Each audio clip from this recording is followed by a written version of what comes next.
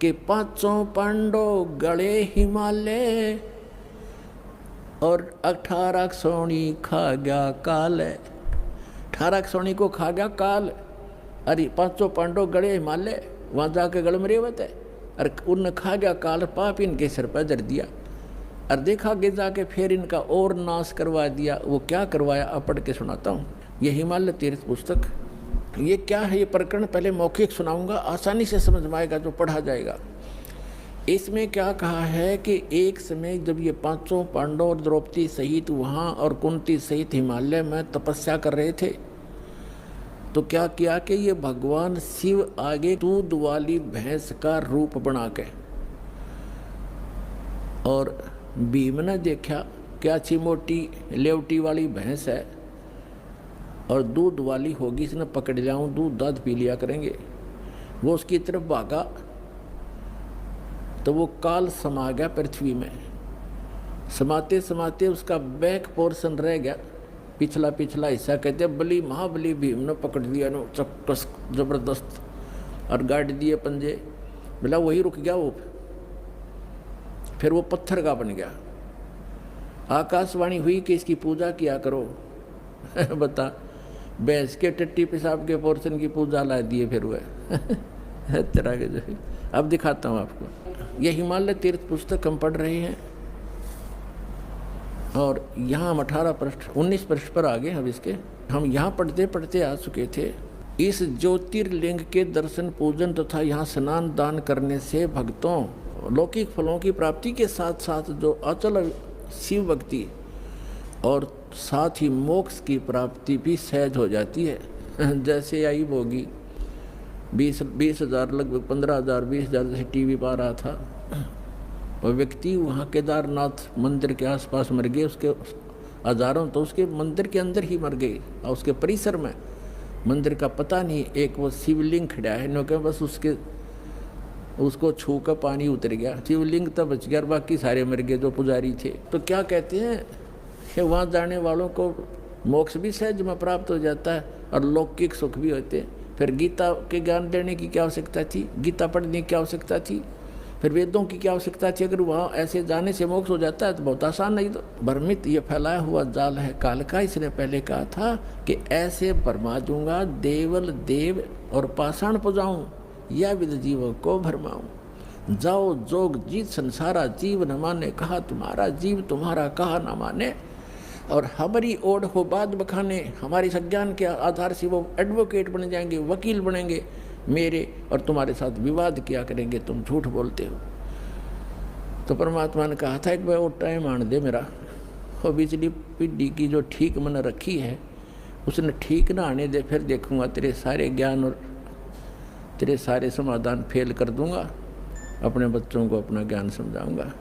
अब जो दास आपको समझाना चाहता है, अब आगे इसमें एक और क्या पूज्य है वहाँ पर वो दिखाता हूँ। ये देखिएगा, हिमालय तीर्थ 19 पृष्ठ पे हम पुस्तक पे आ गए हैं। तत्पश्चात महाभारत काल में पांडवों द्वारा गोत्र हत्या अर्थात महाभारत युद्ध में अपने भाई बंधुओं आदि की हत्या के पाप से मुक्ति हेतु यहाँ पर देवादिदेव महादेव की आराधना पांडवों द्वारा की गई। इसी प्रसंग में पुराणों में एक कथा आती है। भगवान वेदव्यास जी की आज्ञा से पांडव केदार क्षेत्र में आए। भगवान महिष यानी भैंस का रूप धारण करके केदार अंचल में घूमन फिरन लग गया, विचरण करने लगे। भीम ने भगवान शिव को मायावी महिष के रूप में पहचान लिया। अब ये तो लेखक की अपनी चतुरता है, उसने तन्नू देखा था कि अच्छा मोटा लेवा है और दूध बढ़िया देगी, इसने पकड़ दिया, भाग के वो गया था भैंस पकड़न, रोपण किया, उसके सिर का दर्द। भीम ने भगवान शिव को मायावी महिष भैंस के रूप में पहचान लिया। वे ऐसा जानकर भगवान शिव महिष रूप में पृथ्वी में समा ही रहे थे कि महाबली भीम ने दौड़कर उनका पिछला भाग पकड़ लिया। पांडवों की भक्ति से एवं विश्वास को देखकर भगवान शिव ने उन्हें साक्षात दर्शन दिए। आ गया काल प्रकट हो गया फिर। और गोत्र हत्या गुरु हत्या पाप के फलस्वरूप प्रायश्चित के रूप में भीम द्वारा पकड़े गए पृष्ठभाग की पूजा अर्चना का आदेश देकर वहाँ से अंतर्ध्यान हो गए। पृष्ठभाग ने शिला रूप धारण किया, पत्थर बन गई फिर वो पिछला भाग जो पांडवों द्वारा पूजित हुआ वह तब से आज तक पूजित है। पुण्यात्मा देखो,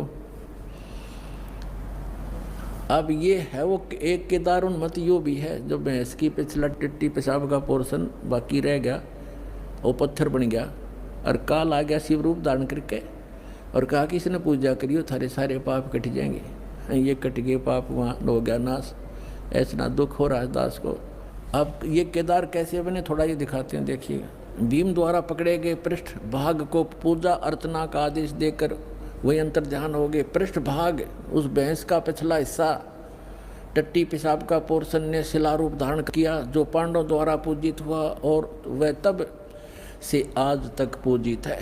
महिष का अगर भाग नेपाल में जाकर प्रकट हुआ जो पशुपति नाथ के नाम से विख्यात हुआ। अब बताओ, अब नेपाल में भी ये कर गया काम, अगला हिस्सा मुँह वहाँ दिखा दिया, कहते वहाँ निकल कर प्रकट हो गया और वहाँ कह दिया भाई ऐसे पांडवों को मिलो। उन्होंने फिर बताया कि यहाँ ऐसे समाये थे और नेपाल में निकले वहाँ जाकर वो शर वहाँ पत्थर हो गया। अब वहाँ एक मंदिर बन गया पशुपति नाथ का, वहाँ लाग गए पूजा करने। कोई बात, एक काल का फैलाया जाल है सारा। नेपाल के अंदर जो जाते हैं श्रद्धालु पूजने के लिए, ये भी वही काल का जाल है। आगे देखो, वो पशुपति नाथ से विख्यात हुआ नेपाल में। फिर क्या बताते हैं, भैंस के अन्य 4 भाग क्रम से तुंगनाथ में बाहु, रुद्रनाथ में मुख और मध्य महेश्वर में नाभि, कल्पेश्वर में जटा। इस प्रकार केदारनाथ को छोड़कर महेश रूपी यानी भैंस रूपी भगवान शंकर के अन्य 4 भाग केदार क्षेत्र में प्रतिष्ठित हुए। केदारनाथ सहित ये स्थान 5 केदार नाम से विख्यात हुए। ओए होए होए होए, ये पर भी लेन जात है दुनिया, हमरा ज्ञान किने ना सुनिया। पुण्यात्माओं, इस काल के जाल को समझो और इस सतलोक आश्रम बरवाला में आओ और अपना कल्याण करवाओ। इस पृथ्वी पर यदि एकमात्र स्थान है परमात्मा कबीर जी द्वारा चलाया हुआ यथार्थ ज्ञान अपने बच्चों के लिए, इसको पहचानो। और पुण्यात्माओं, उस परमात्मा ने आकर ये ज्ञान दिया था। 600 वर्ष पहले परमात्मा बताया करते थे और क्या कहा करते थे, धर्मदास ये जग बोरा ना, कोई न जाने पद निर्वाण। ये पूरा विश्व भ्रमित है और किसी को भी मोक्ष मार्ग का ज्ञान नहीं। यही कारण मैं कथा पसारा, जग से कोई एक राम नियारा। यही कथा तुम जग जीव सुनाओ, सब जीवों का भरम नसाओ। अब मैं तुमसे कहूँ चिताई, तेरे देवन की उत्पत्ति भाई। ज्ञानी सुने सो हृदय लगाई, मूर्ख सुने तो गम नहीं पाई। परमात्मा कहता है कि मैं जो कथा तुम्हें सुना रहा हूँ तो लिख रहा है, लिखते जाना, सुनते भी रहना और इस कथा को तू आगे संसार में बताना और सब जीवों के भ्रम का नाश करना। तो पुण्यात्मा, सौभाग्य आपका, आप जी को परमात्मा का ये मार्ग उस समय में मिल रहा है जो परमात्मा ने ये प्रकट करना था। और धन्य है आपके माता पिता जिससे आपका जन्म हुआ। वो माता पिता आपको अपने बच्चों को यहाँ लेकर आते हैं, ये आपके सच्चे माता पिता हैं। और आज जो आप अपने बच्चों को, माता पिता को, भाई बहनों को कितना प्यार करते हो, तो ये प्यार तो आपका रह नहीं सकता यदि उस गलत साधना में लगे रहे। तो इस साधना से आप सत भक्ति करोगे और भले ही आप धीरे धीरे यहाँ से चलते जाओगे, शरीर छोड़ जाओगे, तो सतलोक में पहुँचोगे। वहाँ जाकर के जैसे परिवार आपका यहाँ बन गया, ऐसे धीरे धीरे ऐसे ही वहाँ बन जाएगा। और फिर वो इतने बच्चे प्यारे लगा करेंगे, इससे भी अच्छे लगेंगे। वहाँ इतना सुंदर शरीर होगा, अच्छा व्यवहार होगा, शिष्टाचार न्यारा है, वहाँ कोई किसी चीज़ का भाव नहीं। अब तो कितना ही प्यारा बेटा और बेटी हो, बेटी को तो पिता ब्याह का पढ़ाई करके छोड़ेगा, क्योंकि यहाँ का नियम है, फिर अपनी कहाँ हुई। और बेटा कितना ही प्यारा है, जब वो युवा हो जाएगा उसको कहेगा बेटा अपना काम कर, जब वो काम नहीं करेगा तो दुश्मन दिखाई देगा, क्यों करके भी ना खाता। तो प्यार भी रुलता फिर अपना। और 6 महीने बालक बीमार हो जा, 1 वर्ष बेटा बीमार हो जा, बेटी हो जा, माता पिता खुद कहने लग जाते हैं भगवान इसकी माटी संगवा ले, घना दुखी हो गया। दुखी तो वो खुद होते हैं, पर कहना पड़ता है ना यूँ घना दुखी हो रहा है। इसी प्रकार माता पिता 6 महीने दुखी हो जा, दरंग मार जाए, टट्टी पेशाब दौड़ना पड़ जाए, पुत्र वो दूर बेटा तो जल्दी हाथ खड़े कराया करें। तो यूँ प्यार यहाँ का नकली है भाई, सथाई नहीं है। ठीक है, ममता और ये शिष्टाचार यहाँ भी हमने बनाए रखना पड़ेगा। और इस भक्ति से फिर आपको ऐसे अटैक नहीं होंगे। अधर्म पैरालिसिस भी हमने देखा, यहाँ नाम लेने के बाद कईयों का क्रम अड़ गया, पैरालिसिस हो गया और तीसरे दिन चालन लग गए। बताओ, वो दुख भी टाल दिया भगवान ने। तो ये ऐसे सुख देगा, आप यहाँ भी सुखी रहोगे और सतलोक में सदा स्थान पाओगे। आत्मा कहते हैं, गरीबदास जी ने कहा कि सतगुरु आए दया करी, ऐसे दीन दयाले, बंदी छोड़ वृत्तास का जठरग्नि प्रत